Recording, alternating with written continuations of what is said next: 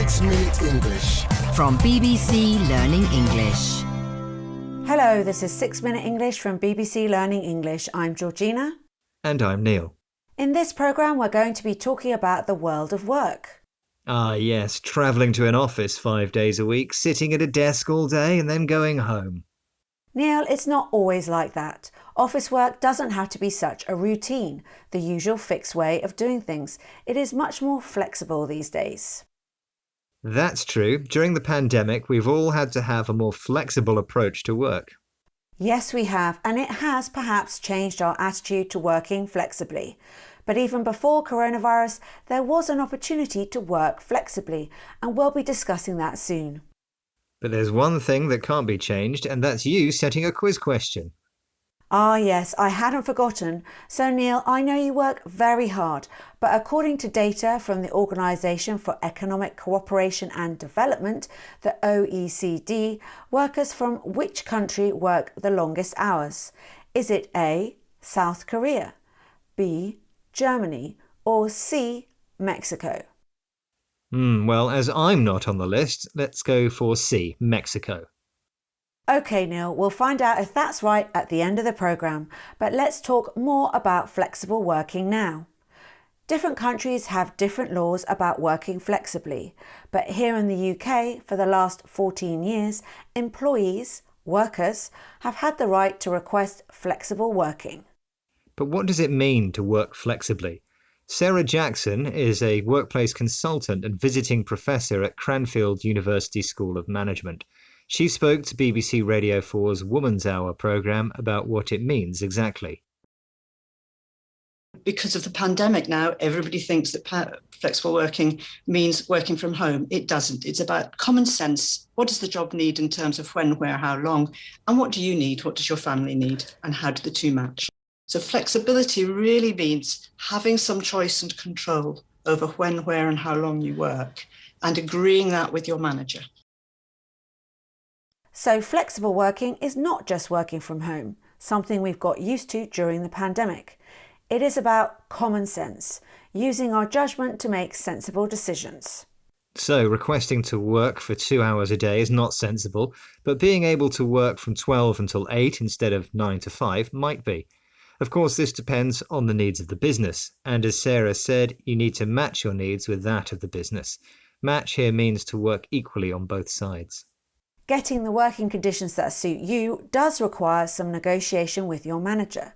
You need agreement from him or her, and that can be difficult if your manager is inflexible, not willing to change.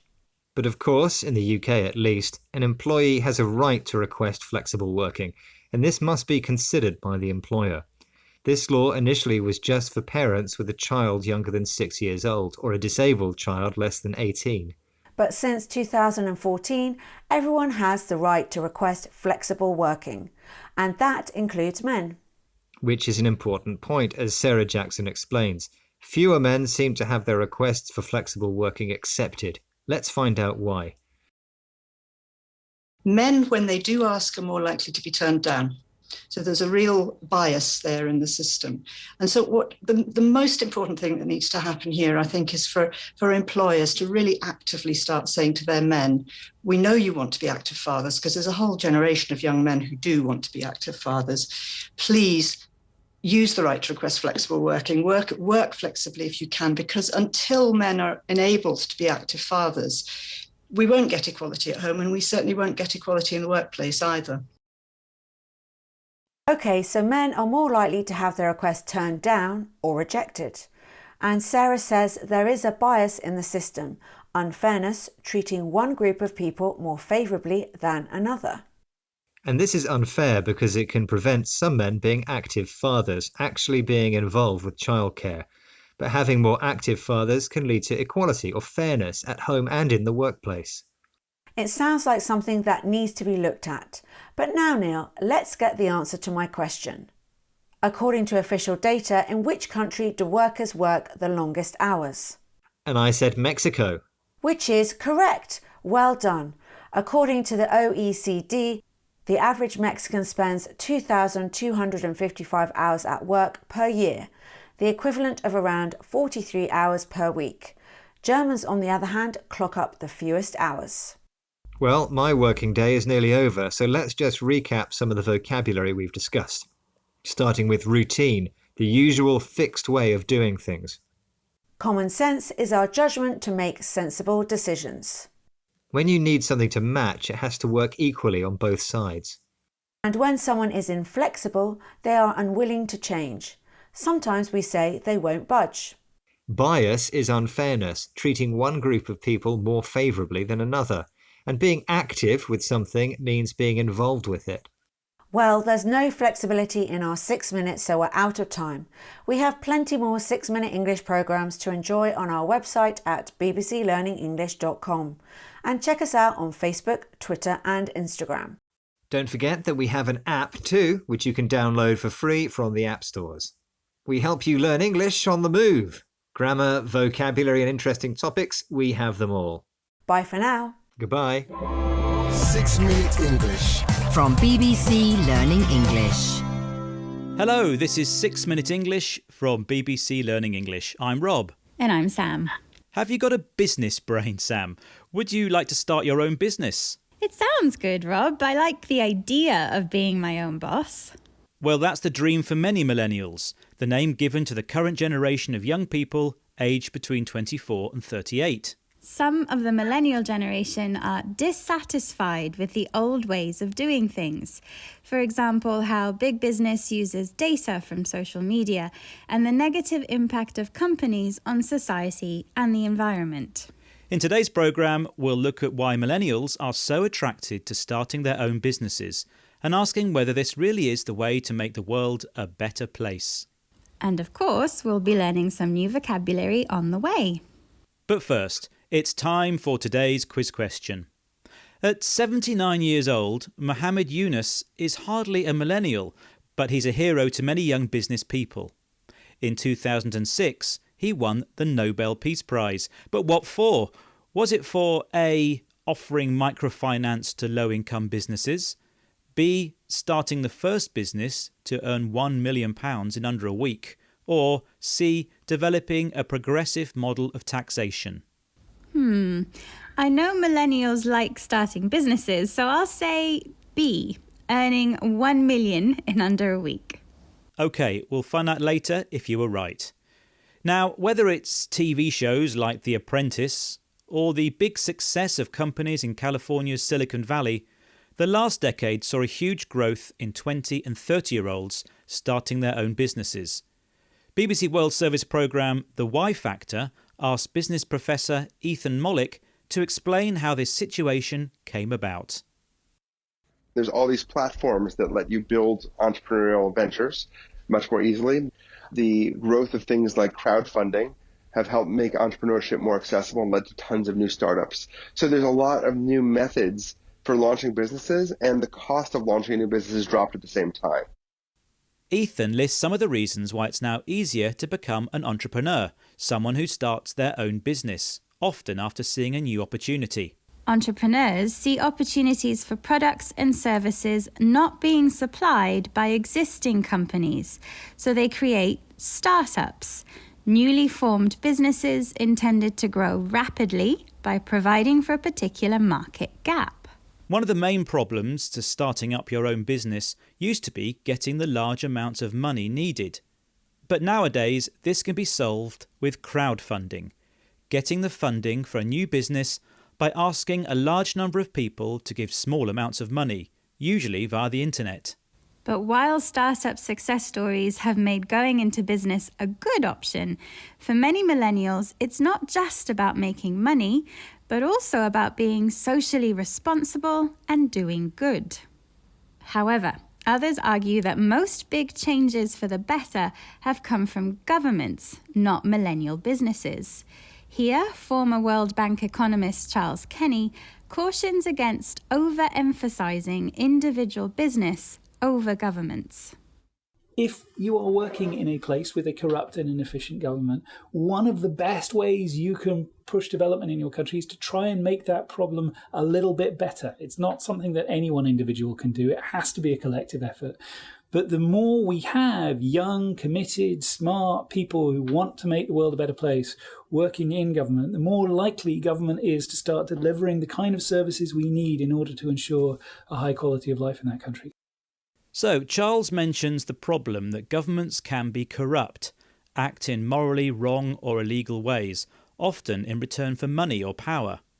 The talent and passion that millennials put into starting their own business could instead be used to improve governments through collective effort. A group of people acting together to achieve a common goal.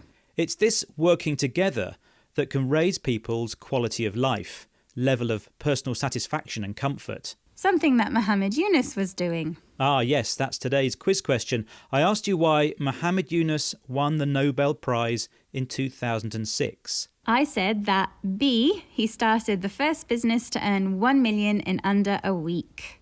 But in fact, it was A, offering microfinance to low-income businesses, a way for anyone, rich or poor, to run a business in a positive way. Okay, so today we've been talking about why young people in the millennial generation want to be entrepreneurs, people who start their own business.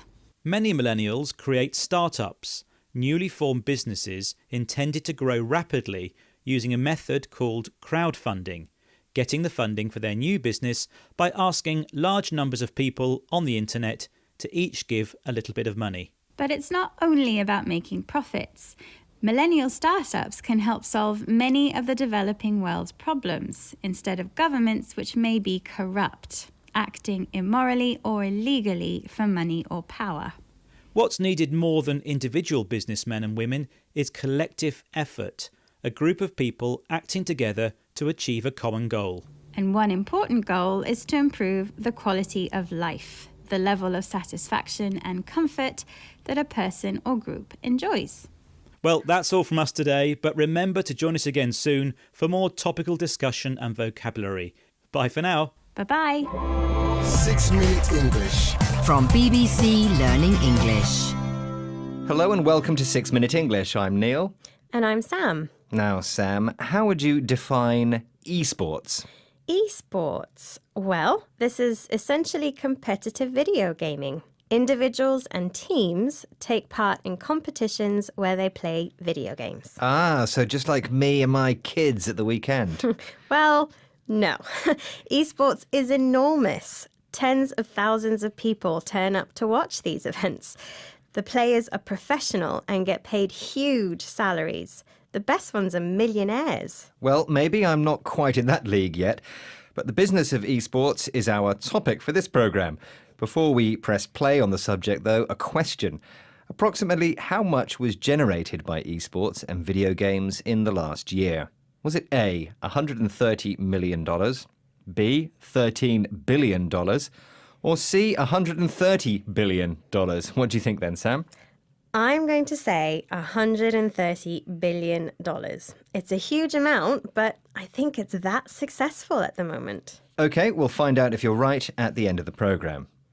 Not so long ago, the idea of making a living playing computer games would have seemed impossible. However, times have changed as technology has improved. Esports are even going to be included in the 2022 Asian Games, so it might not be long before they make an appearance at the Olympics. Gabriel Rao is a pro esportsman. He was interviewed for the BBC programme In Business. He thinks esports are going to grow and grow, but does he think that's a bad thing? It's becoming more of a normal sports thing. With this generation about to have children and moving forward, I feel like it's might even become a staple. Might become as normal as sports are right now. I don't think it necessarily has to be a bad thing. It is time consuming though, so I feel like if you do want to introduce anybody, especially children, into video games, discipline is the way to go. So is the growth of esports a bad thing? Not according to Gabriel. He thinks that people having children now have grown up with computer games, and these are beginning to be seen in the same way as traditional sports. In fact, he thinks they will become a staple. And what does he mean by that? Something that is a staple is a basic element, something we expect. For example, in the UK, we talk about potatoes being a staple food and football being a staple of the school curriculum. Ah, but he does mention a disadvantage, doesn't he? Yes, he speaks quite quickly, but he says that it is time-consuming. It eats up a lot of time. Ah, yes, I know that from my own experience. I can start playing a game and then find that many hours have passed and it's the middle of the night. And that's why Gabriel goes on to talk about the need for discipline. This is having strict controls and restrictions and, importantly, sticking to them. So, for example, if you say you're only going to play for an hour every day, you have to stop playing after an hour, even if you want to carry on. That's discipline. And he makes the point that this is important if you're introducing children to video games. Not everyone involved in esports wants to be a player. It's now possible to study the business of esports at university, where you can learn how to manage esports events. These are the thoughts of a student on one of those courses, talking about her response to seeing a big esports event. When you look at the background of how it all comes together and the people that spend all that time getting into it, for me, I would love to put something like that together, not so much play it, but to put that together and create that experience for other people. And that was just my main aspiration, really. So she doesn't want to play, does she? No, she doesn't. She seems more interested in putting together an event, which means setting up and managing an event for others to take part in. That, she said, was her aspiration, her ambition. Right, before we review the vocabulary, let's have the answer to our quiz question. Approximately how much was generated by esports and video games in the last year? A, $130 million, B, $13 billion, or C, $130 billion?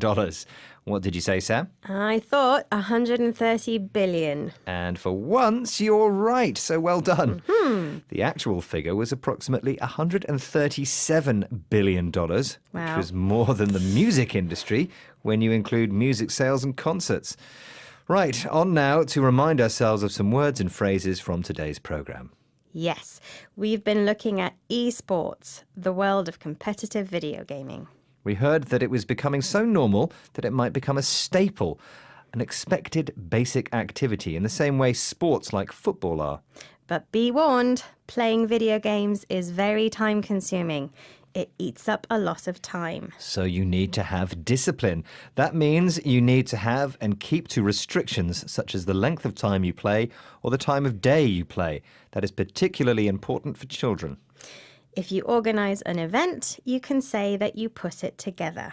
And your ambition, your hope for the future, is an aspiration. And my aspiration is to beat my high score on my favourite game. So are we done now, Neil? Yes, it's game over for today. We'll see you again soon. And don't forget to look out for more from the BBC Learning English team online, on social media and on our app. Bye for now. Bye, everyone. 6 Minute English. From BBC Learning English. Hello, this is 6 Minute English from BBC Learning English. I'm Neil. And I'm Georgina. If you've ever done shopping online, then you may well have used the internet giant Amazon. From its origins as an online bookstore, Amazon has grown into grocery deliveries, TV and music streaming, and even space exploration, making its founder, Jeff Bezos, the richest person on Earth. Amazon is so successful, it affects how many of us live our lives. So in this programme, we'll be taking a look inside the brain of Jeff Bezos to find out how he thinks. When Jeff Bezos' friends talk about him, 3 words they often use are invention, risk-taking, and long-term vision. These are qualities which Bezos admired in his grandfather, Lawrence, who from an early age taught Jeff that by careful thinking, any problem can be solved. As a boy, Jeff and his grandfather repaired an old broken-down truck. When interviewed today, Bezos sometimes compares Amazon to that truck. Very heavy, but impossible to stop when it rolls downhill, which is exactly what accidentally happened one day. But do you know how the story ends, Georgina? That's my quiz question. What happened when the young Jeff Bezos' car accidentally rolled downhill? Was it A, Jeff jumped in and pulled the handbrake, B, Jeff's granddad lost a thumb, or C, Jeff's hair fell out? Well, Jeff Bezos is bald, so maybe it's C. His hair fell out. OK, Georgina, we'll find out later. As a company, Amazon has been remarkably strong. It survived the dot-com crash of 2000 and saw profits jump during the COVID pandemic as more and more people started shopping online. Retail analyst Natalie Berg thinks Amazon's success is due to its customer strategy, as she explains to BBC Radio 4 programme Seriously. Jeff Bezos applied this concept to Amazon by relentlessly focusing on customers, by putting them at the heart of the business, that would attract more customers, more traffic to its site, which would in turn attract more sellers, which would mean a greater selection for customers, which again would enhance the customer experience. Natalie thinks that Amazon put customers at the heart of their business. In other words, they make customers the most important part. This improves Amazon's customer experience, a customer's total perception of their experience with a business, including such things as the quality of service and support if something goes wrong. Customers can write reviews on Amazon's website, and happy customers means more web traffic, the number of people visiting a particular website. In the difficult years following the dot-com crash, Jeff Bezos started Marketplace, where other sellers compete with Amazon's own products. More sellers brought more customers, which in turn brought down prices. Then in 2013, Bezos bought the Washington Post. And in 2019, he launched his space exploration company, Blue Origin, to explore mineral resources on Mars. Most recently, Jeff Bezos has set his sights on even bigger things, saving the future of the planet. Bezos chose Tom Rivett-Carnac of the environmental group Global Optimism to help Amazon meet climate initiative goals aimed at slowing climate change. Here is Tom Rivett-Carnac telling David Baker, presenter of BBC Radio 4's Seriously, about his conversation with Jeff Bezos. It did seem to me that it was a legacy issue for him, that he wanted to be on the right side of history. And you don't think it's just greenwashing in the end? How do you define that? I mean, would you define greenwashing if you said somebody got into this issue because they wanted to improve a reputation of a company or an individual? Actually, that's fine, right? As long as they do something meaningful and deliver a major outcome. Protecting the planet is what Jeff Bezos wants to be part of his legacy, the achievements of his life that will continue after he dies. In other words, Bezos wants to be on the right side of history, judged to have acted correctly or morally by future generations. Ultimately, though, it's real action on climate change that counts, not just greenwashing. Do you know this new expression, Georgina? Well, I know that whitewashing means trying to hide the truth about something. Right, so greenwashing means trying to make people believe that your company is doing more to protect the environment than it really is. Well, with so many achievements already behind him, I'm sure Jeff has made his grandparents very proud. Which reminds me of your quiz question, Neil. Yes. I asked Georgina what happened when the car Jeff Bezos and his granddad Lawrence were fixing accidentally rolled downhill. I thought it was C, that Jeff lost all his hair. Was I right? No, you were wrong, I'm afraid, Georgina. The correct answer was that B, his grandfather lost his thumb. OK, Neil, let's recap the vocabulary, starting with customer experience, a customer's feelings about their experience with a business. If you put something at the heart of things, you make it the most important part. Web traffic is the number of people visiting a website. Your legacy means all your life achievements that will continue after your death. Someone who's on the right side of history will be judged positively by future generations. And finally, greenwashing is when you pretend that your company is doing more to protect the environment than it really is. That's all for our peek inside the brain of the world's richest man. Join us again next time when we'll be discussing another trending topic. Bye for now. Goodbye. 6 Minute English. From BBC Learning English. Hello and welcome to 6 Minute English. I'm Neil.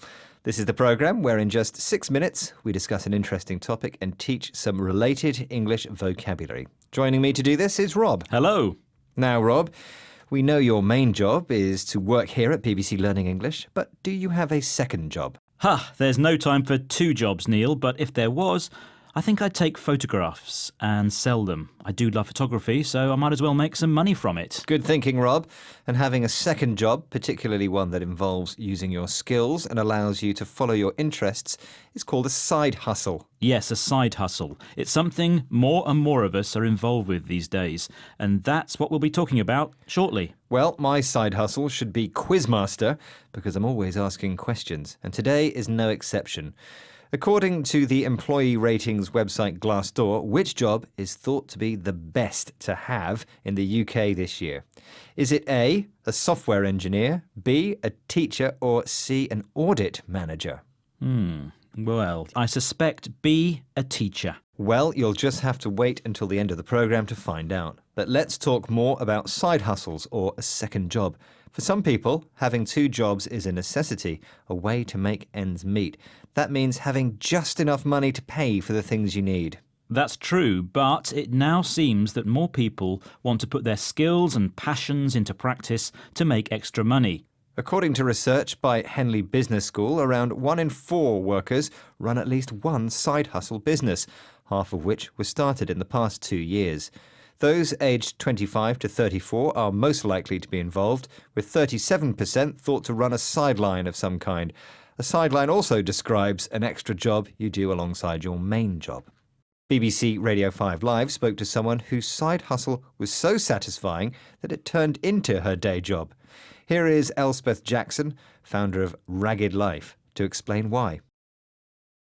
It's a different environment entirely because you're leaving essentially a very regular wage that you'd get the same amount in month after month. You can put aside savings, the same amount every month, and you have that certain amount of security. But now I don't think I could go back to one of these big companies because you'd essentially be sacrificing the flexibility, which is something I've become very accustomed to now.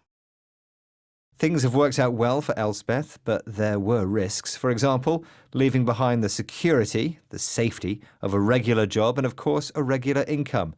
Elspeth liked making rag rugs. This has given her flexibility in her life, and returning to work at a big company would be sacrificing that.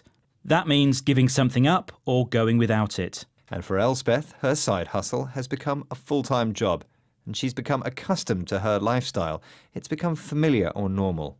The BBC also spoke to Becky May Ford, who works some of the time for a telecommunications company to pay the bills, but spends the rest of her time developing her own crafting company, Elbico. How did she find having two jobs? I think it just gives me a creative balance. And obviously working for the telecoms firm, it gets me out of the house and gets me to meet people in a social environment. It can be difficult to juggle the two, though, definitely. It's definitely a grind. It's a lot harder than people think it's going to be. So Becky implies that it's not always easy to have a side hustle. The benefit for her is the creative balance, a good mix of doing office-based work, regular tasks and a routine, with working creatively, making things and getting pleasure from it. But juggling or balancing these two things is difficult, and she described her side hustle as sometimes being a grind. Hard work, tiring and occasionally boring. But overall, it does make her happy. Now, something that would make me happy is to give you the answer to today's quiz question. Earlier I asked you, according to the employee ratings website Glassdoor, which job is thought to be the best to have in the UK this year? Is it A, a software engineer, B, a teacher, or C, an audit manager? Yes, and I said B, a teacher. Always the best job in the world. Sadly not, Rob. Apparently it is C, an audit manager. That is considered to be the best job to have this year. Audit managers are responsible for organising and overseeing internal audits. The result was based on 3 factors: average annual base salary, the current number of job openings, and job satisfaction, according to ratings shared by employees on the website over the past 12 months. So, sounds like an interesting job for a side hustle. But before I head off for a career change, let's remind ourselves of the main vocabulary we've discussed, starting with to make ends meet. When we make ends meet, we have just enough money to pay for the things we need. Next, we mentioned a sideline, which describes an extra job you do alongside your main job. Then we had sacrificing. That means giving up something important or going without something. Accustomed is a word to mean usual or normal. If you get accustomed to doing something, it becomes the normal way of doing it. It becomes familiar. We also talked about the expression creative balance. That describes getting the best mix of doing creative and uncreative tasks. And finally, grind describes doing something that is tiring, difficult, sometimes boring, and involves lots of effort. Well, this programme has not been a grind, Rob. It's been 6 minutes of pleasure. Don't forget, you can learn more English with us on our website at bbclearningenglish.com. Bye for now. Bye. 6 Minute English. From BBC Learning English.